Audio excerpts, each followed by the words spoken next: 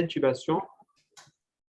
Vous m'entendez toujours? Oui, on t'entend très bien, c'est parfait. C'est l'intubation, en fait, c'est parmi les facteurs qui peuvent être à l'origine d'une sténose laryngée ou trachéale. Quelle que soit l'intubation, ça peut être une intubation prolongée et parfois une intubation. Il suffit juste une anesthésie générale pour X raisons avec une intubation très traumatique qui peut aboutir à une sténose laryngotrachéale. La trachéotomie, donc il ne faut pas banaliser la trachéotomie. Hein. Donc, quand il y a une indication à la faire, il faut la faire, mais si on peut éviter toujours une trachéotomie, il faut toujours essayer de l'éviter parce que la trachéotomie, c'est parfois, avec certaines techniques de trachéotomie, c'est destructif. Elle est destructive pour les cartilages de la trachée et on peut se trouver après des canulations avec une sténose trachéale. La radiothérapie donne des sténoses surtout au niveau du larynx. Le reflux gastro-œsophagien tout seul, c'est hyper rare, mais ça peut arriver de déclencher une sténose laryngée, mais ça peut venir aggraver une sténose préexistante ou ça peut vous embêter quand même au niveau de la cicatrisation post-opératoire si vous traitez la sténose, quel que soit que vous traitez la sténose par voie externe ou par voie endoscopique. Des infections au niveau au niveau laryngé peuvent donner des sténoses, des brûlures thermiques ou chimiques comme le desktop, les vascularites de type granulomatose de Wegener ou polychondrite atrophiante, des maladies inflammatoires chroniques comme le sarcoïdose et tuberculose, et parfois, il y a des sténoses idiopathiques, mais la plupart de ces sténoses idiopathiques, ça veut dire qu'on ne trouve pas de cause, dans la plupart des temps, c'est en sous-glottique, et la plupart du temps, ça arrive chez les femmes. Quand on est devant un patient qui présente une sténose laryngotrachéale, qu'est-ce qu'il faut faire comme un bilan? Déjà, il faut savoir très bien que l'interrogatoire doit être un interrogatoire policier. Hein. Ça veut dire il faut savoir quand est-ce qu'il a commencé à avoir des problèmes au niveau de la respiration, quand est-ce qu'il a été trachéotomisé, est-ce qu'il y a eu des échecs de décanulation ou non. Donc, le but, c'est de savoir pourquoi il a eu cette sténose laryngotrachéale. Parfois, c'est évident et parfois, ce n'est pas évident. Et puis ensuite, faire un examen laryngotrachéal par voie transnasale. Et si le patient est trachéotomisé, vous pouvez toujours faire un examen du larynx par voie rétrograde à travers l'orifice de trachéotomie en montant avec votre fibroscope. C'est un examen très utile et qui peut donner beaucoup d'informations avant la prise en charge. Après, si vous avez des signes ou des symptômes de reflux gastro-œsophagien, il faudra les prendre sérieusement. Il faudra proposer une gastroscopie chez le patient. Et si la gastroscopie elle est normale et en présence des signes de reflux ou des symptômes de reflux, il faut aller vers la pH-métrie. Les EFR, c'est pour avoir une idée objective sur la sténose. Hein, et pour avoir une idée subjective, vous faites remplir aux patients des scores. Moi, ce que j'utilise, c'est l'échelle de Disney. Qui est fait par Gardner Schmidt. Vous le trouverez en publication. Et puis, le scanner est important avant de prendre en charge de façon chirurgicale une sténose laryngotrachéale parce que ça vous permet pas de mettre en évidence une sténose, vous mettez en évidence la sténose pendant l'examen clinique, mais c'est juste voir l'état de l'architecture cartilagineuse laryngée et trachéale. Parce que ça, c'est très important. Par exemple, si vous avez une sténose trachéale, mais il n'y a absolument il n'y a pas de cartilage, hein, tous les cartilages ont été détruits et vous vous trouvez juste avec un tissu fibreux et une muqueuse, il faut savoir que quel que soit le traitement endoscopique que vous allez faire, ça va récidiver. Il faut aller directement vers un traitement par voie externe.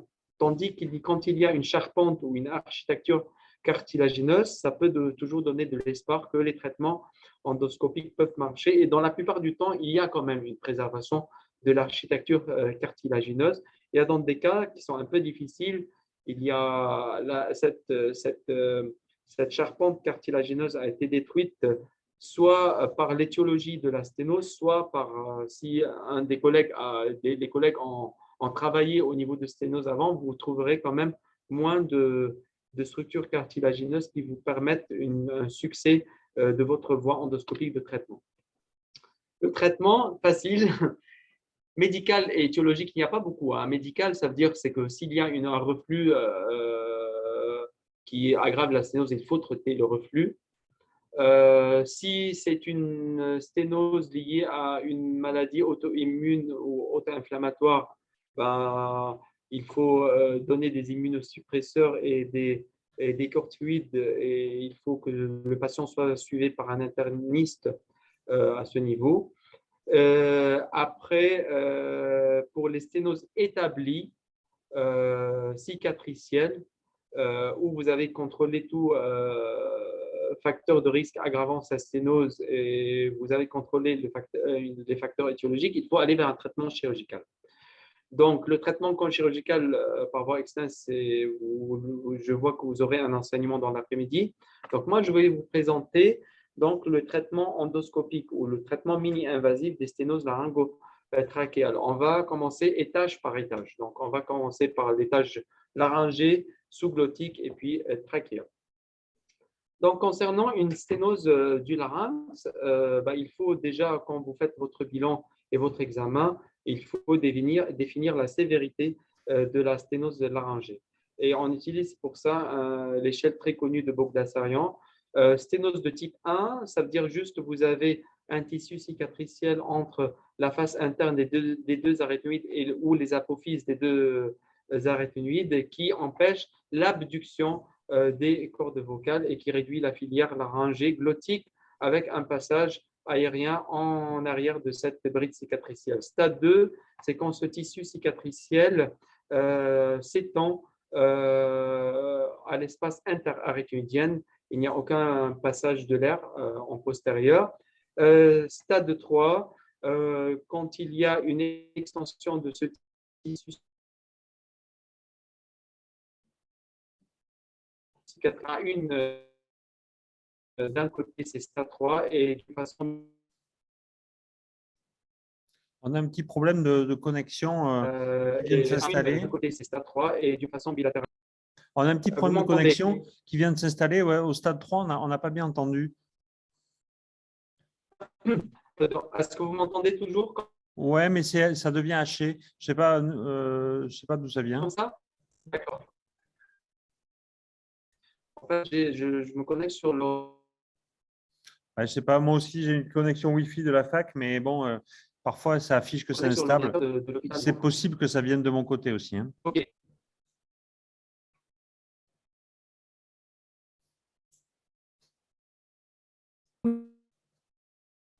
D'accord.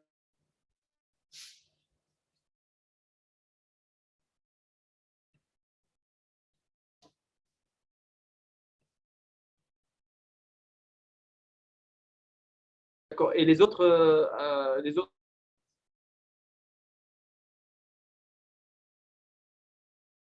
Oui. Très bien. On a fait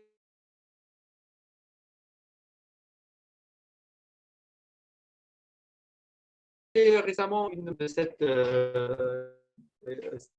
classification de Bogdassarian, ça a été publié en 2000. On a perdu la connexion. OK. Est-ce que je dois faire quelque chose? Non, je pense qu'on va reprendre et ça devrait, ça fonctionnait bien jusqu'à présent. Je ne sais pas pourquoi, là, il y a eu une baisse je sais pas, du réseau. Mais peut-être si tu peux reprendre sur les derniers stades de la classification de Bogdassarian, là.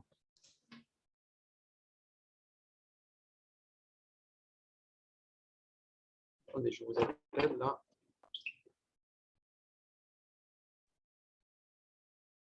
Il semblerait que par Zoom, on vous entend très bien, docteur Atala. Oui, vous m'entendez, mais… Par Zoom, ça va très bien, ça n'a pas coupé, je crois. Ouais, je pense que c'est nous qui… Ouais, je ne sais pas pourquoi, j'ai l'impression que c'est la connexion Zoom de la fac qui ne marche pas bien. Tu sais ce que je vais faire? Mais Je vais essayer de me connecter sur l'ordinateur Par Zoom, fixe ça va très bien, ça n'a de pas la de téléphone. salle. ouais, je pense Hein? Et tu me laisses. que Oh, attends, laisse-nous 2 minutes, hein. Je me connecte sur l'ordinateur de la fac. moi, je continue Très bien, j'attends. Ok.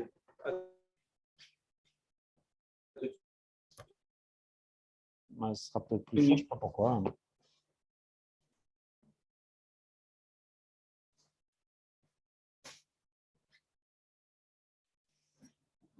Joindre une réunion.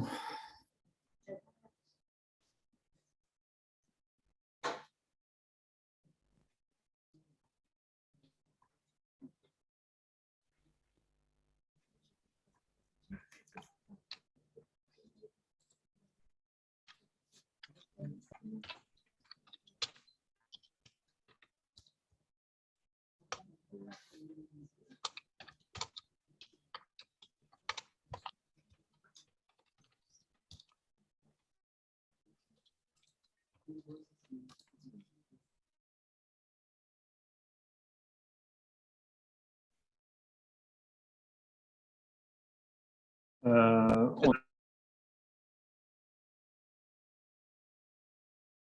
PDF du cours, donc, quand ça bouge. Avec.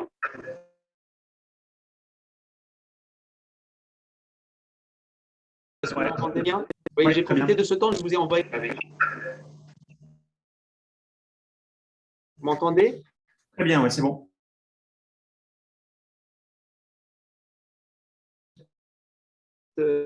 On a fait une modification de cette classe.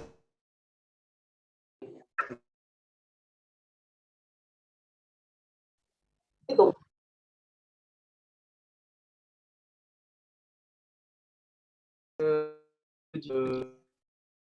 3 et 4 et qui posent plus de soucis au traitement de sténose glottique postérieure associée à une ankylose unilatérale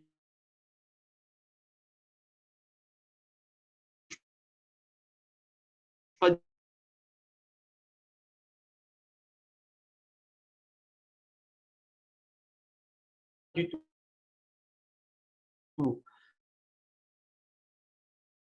Quand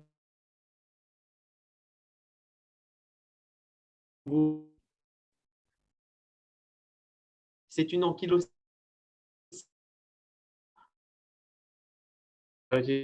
médiane, ça veut dire que ça ne bouge pas du tout d'un côté et plus ou moins de l'autre côté. Et ça, c'est en fait, c'est les stades les plus difficiles à traiter par voie endoscopique. Mais ça marche quand même, hein, ces traitements, mais sachant voilà.